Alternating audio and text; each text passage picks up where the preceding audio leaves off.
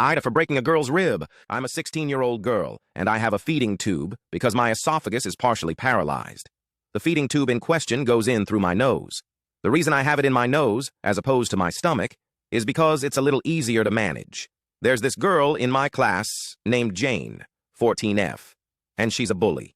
She would always make gestures towards her nose, or she would take her headphone cord and put it on her face like my feeding tube is on mine. At first, I just ignored her. I thought she was curious about it, which is understandable since it's different, and it's normal to be weirded out by something you've never seen before.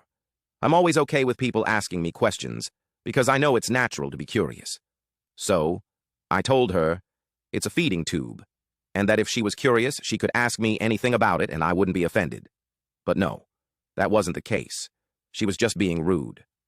One day I was talking to one of my friends at lunch when Jane came up behind me, grabbed my tube, and pulled it partially out. I don't even need to explain why that's dangerous. I immediately turned around and punched her as hard as I could. I ended up giving her a black eye, then kicked her in the stomach, which broke one of her ribs. Jane was on the floor crying when the security guard walked up to us and asked what had happened. I told them what she did.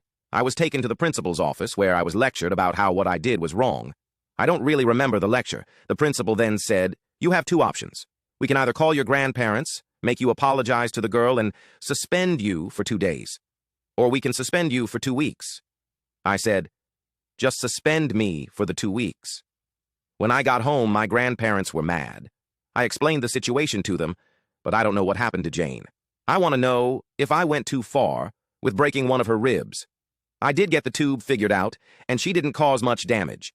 I just need an outside perspective on what happened. Update: I found out that Jane got expelled. I'm going to clear the air. My grandparents have fully been on my side, and Jane has also been made to apologize to me.